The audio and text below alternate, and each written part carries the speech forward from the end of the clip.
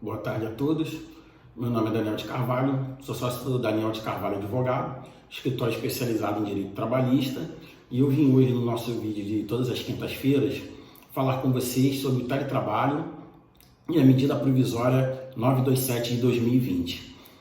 Muitos são os questionamentos que chegaram no nosso escritório nos últimos dias com relação ao teletrabalho, sobre a sua modalidade, sobre a sua existência e sobre a sua validade. Então nós resolvemos editar esse vídeo para esclarecer para todos, tanto empregados como empregadores, alguns pontos relevantes da medida provisória que estipularam a mudança do teletrabalho. Para que vocês tenham uma real noção do que acontece, da necessidade da medida provisória, será necessário tecer alguns comentários, uma breve definição do que é medida provisória. A medida provisória é um instrumento constitucional de prerrogativa do presidente da República, que tem força de lei, e ela poderá ser editada pelo presidente da República com vigência de 60 dias, prorrogáveis por mais 60 dias, ou seja, a medida provisória pode ter validade de até 120 dias. Essa medida provisória não pode ser editada de forma indiscriminada, ela só pode ser editada em casos de relevância ou de urgência, que é o que acontece no caso agora com a pandemia do coronavírus. E para que ela tenha força de lei, ela depende para que ela vire lei, ela depende de posterior aprovação pelo Poder Legislativo. Se durante a sua vigência ela não for aprovada pelo Poder Legislativo, ela perde a sua eficácia. Então, se viu, diante do cenário atual da pandemia, o governo federal, através do presidente da República, se viu obrigado a editar a medida provisória. Por quê? Porque o teletrabalho, ele já existe. A modalidade de trabalho que foi introduzida na CLT através da reforma trabalhista, que passou a vigorar em 11 de novembro de 2017, e ela foi introduzida, está nos artigos 75A ao 75E da CLT. E ele tem a previsão legal, que é de contratação dos empregados nessa modalidade. Ou seja, o que está regido na CLT diz respeito aos empregados que são contratados na modalidade de teletrabalho. No cenário atual, nós estamos vivendo uma situação atípica, diferente, que é o quê? São os empregados que foram contratados para trabalhar na modalidade presencial e estão sendo transferidos para a modalidade de teletrabalho, devido a essa situação de urgência. Então, o governo federal viu a necessidade de editar a medida provisória. E aí ele edita a medida provisória porque lá no seu artigo 1º, ele já afirma que nós estamos vivendo uma situação de calamidade. Então, uma situação de calamidade, nós já vislumbramos aí o que nós falamos com relação à medida provisória. É uma situação de extrema relevância e urgência. Então, ela requisita a edição de uma medida provisória. E a medida provisória, nesse caso, das relações de trabalho, com relação ao teletrabalho, se fez necessário para que haja uma estabilidade jurídica com relação às partes. Então, lá no artigo 4º, logo no começo, já se traz a grande mudança com relação ao que é disposto na CLT. Porque o que dispõe a CLT? A contratação do empregado para trabalhar na modalidade de teletrabalho. Então, essa contratação já é feita automaticamente para ele trabalhar na modalidade de teletrabalho. E essa modalidade de contrato só pode ser alterada com consentimento das partes. Ou seja, seria necessário que as partes sentassem à mesa, empregado e empregador, e negociassem a alteração do contrato de trabalho. Na medida provisória, é retirada essa possibilidade, transferindo essa prerrogativa única e exclusivamente para o empregador. E ele já diz logo lá no começo do artigo 4º. Durante o estado de calamidade pública, que se refere ao artigo 1º, o empregador poderá, a seu critério, alterar o regime de trabalho presencial para o teletrabalho, o trabalho remoto ou outro tipo de trabalho à distância. Então, ou seja, não há a possibilidade de negociação individual e muito menos de negociação coletiva. Essa prerrogativa agora da alteração do contrato de trabalho é única e exclusivamente do empregador. Então, o empregador pode chegar lá na sua empresa e negociar com a quantidade de empregados que ele acha necessário a mudança do regime de presencial para teletrabalho. E aí a mudança de regime do presencial para o teletrabalho traz uma outra dúvida também muito recorrente nas pessoas que chegaram até nós, com relação à jornada de trabalho. A jornada de trabalho ela é estipulada para todos os empregados no artigo 7º, inciso 13 da Constituição e no artigo 58 da CLT, quando estipula que a jornada de trabalho que a jornada de trabalho não poderá ultrapassar o limite de 8 horas diárias e 44 horas semanais. Ultrapassando esse limite de 8 horas diárias e 44 horas semanais, você já gera ao empregado o direito de receber pelas horas extras trabalhadas, com um acréscimo de no mínimo 50%, salvo disposição encontrado em convenção coletiva. E aí as pessoas perguntavam, e a jornada de trabalho? Quando eu mudo do trabalho presencial para o teletrabalho, ela é alterada? Bom, como nós já podemos perceber, o teletrabalho é uma modalidade especial de trabalho, diferente das outras. Então, quando nós vamos lá na CLT, no artigo 62, o que diz o artigo 62 da CLT? Não são abrangidos pelo regime previsto neste capítulo. E de qual capítulo que nós estamos falando? Da jornada de trabalho.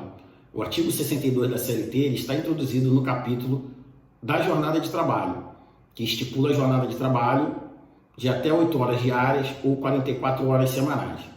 Então, o que a gente já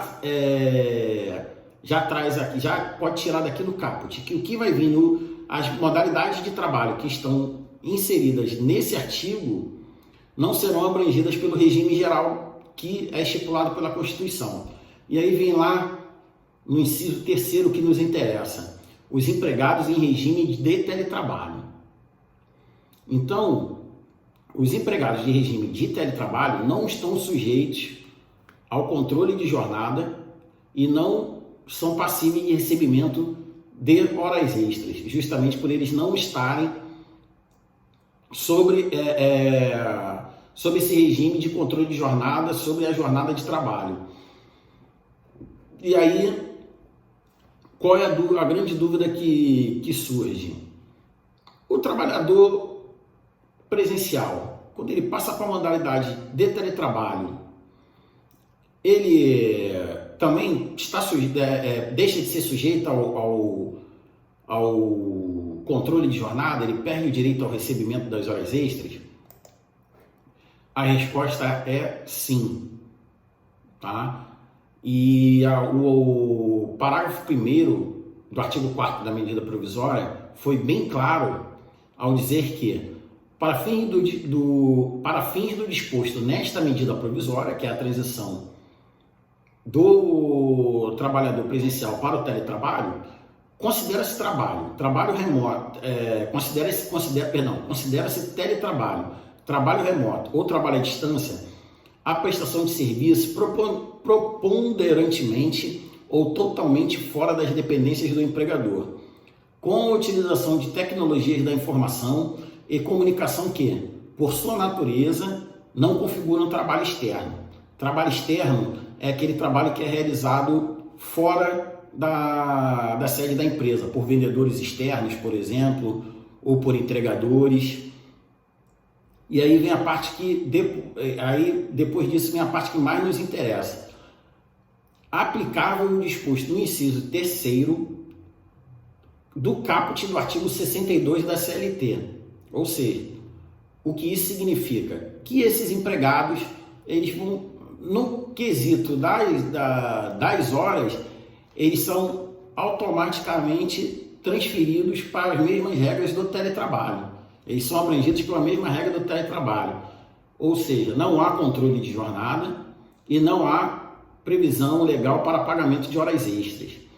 Então, como a gente vai ver aqui agora, né, no parágrafo 3º, que diz que as disposições no parágrafo 2º da lei, que diz que a alteração deve ser avisada com até 48 horas de antecedência, e o parágrafo 3º diz com relação à celebração do contrato, que deve ser feito de imediato ou até 30 dias depois da mudança do regime. Essa alteração ela vai ser feita por escrito, em contrato formal. E, ou seja, quem viu o meu vídeo anterior falando sobre os impactos econômicos da pandemia e nas relações de emprego, viu que eu falei que nós estamos no momento de livre negociação. Não há previsão legal porque nós estamos vivendo agora, por isso a necessidade até da edição da medida provisória, e vai ser um momento de livre negociação. As partes vão ter que sentar, tanto empregado como empregador, e negociar, tá? Então, quando você for sentar, quando as partes forem sentar à mesa para negociar, será necessário que seja feito negociação com relação, por exemplo, a fornecimento de equipamento, tá? Nós vimos aqui que será necessário que para o teletrabalho é necessário a utilização de tecnologia da informação e comunicação, né? Então, a pergunta que fica é: quem deve fornecer esse equipamento para a utilização do teletrabalho e quem deve fornecer os programas, tá? Todos os programas devem ser fornecidos pelo empregador. O equipamento vai ser estipulado através de livre negociação. O que significa? Pode ser utilizado, as partes podem sentar e negociar a utilização do equipamento do empregado que seja apto. Se o empregado tiver um equipamento, um laptop, por exemplo, poderá ser utilizado um laptop do empregado, sendo que todos os custos para a implementação dos sistemas para a utilização do equipamento no teletrabalho deverá ser arcado pelo empregador, tá? E não pelo empregado. Caso o empregado não tenha esse equipamento, e aí vem uma informação também muito importante para o empregador, caso o empregado não tenha esse equipamento, esse laptop deve também ser fornecido pelo empregador. Caso o empregador não tenha esse equipamento e o empregado fique em casa sem trabalhar por não ter esse equipamento, essas horas que ele ficar em casa vão ser consideradas tempo à disposição da empresa. Então, é importante que o empregador, antes de negociar com o empregado o teletrabalho, se certifique de que ele tem esse equipamento e que ele está apto a receber os programas da empresa, ou se ele não tiver, que a empresa tenha esse equipamento para fornecer, tá? Uma outra dúvida que chegou até nós também foi com relação ao custo, né? Porque os empregados falaram que estavam questionando porque ele, uma vez em casa, ele vai ter um aumento de custos de internet, energia elétrica, ar-condicionado, alimentação que não vai estar sendo fornecido pela empresa, transporte. E aí eles me sobre quem deveria arcar com esse custo. Segundo a medida provisória, isso deve ser negociado entre as partes, tá? Isso deve ser sentado e negociado pelas partes e colocado no contrato que vai ser celebrado, né? Esse contrato de mudança do regime presencial para o regime de teletrabalho. A princípio, esse custo não deve ser arcado por ninguém, não é obrigação nem do empregado nem do empregador.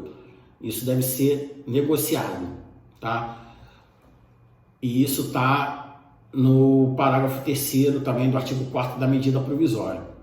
Por fim, A informação relevante que nós temos e que não está na CLT e que está na medida provisória, ou seja, está valendo por 60 dias, prorrogáveis por mais de 60 dias, é que a modalidade de teletrabalho é estendida também para estagiários e jovens aprendizes. Então, nesse período excepcional de vigência da medida provisória, estagiários e jovens aprendizes também poderão trabalhar sobre a modalidade de teletrabalho. Tá ok? Então essas eram as dúvidas mais relevantes que passaram para a gente, eram os pontos mais importantes que nós tínhamos que passar. Espero ter esclarecido a dúvida de todos. Caso alguém não tenha alguma dúvida, pode deixar aqui um contato nos comentários e a sua dúvida, óbvio, que aí nós esclareceremos com o maior prazer, ou então entre em contato através do nosso Instagram ou do nosso Facebook. Agradeço a todos pela visualização. Quem gostou, curte, por favor, compartilha com os amigos e não deixe também de se inscrever no canal também, tá? Isso é muito importante pra gente. No mais, agradeço a todos pela atenção, muito obrigado e tenham uma boa noite.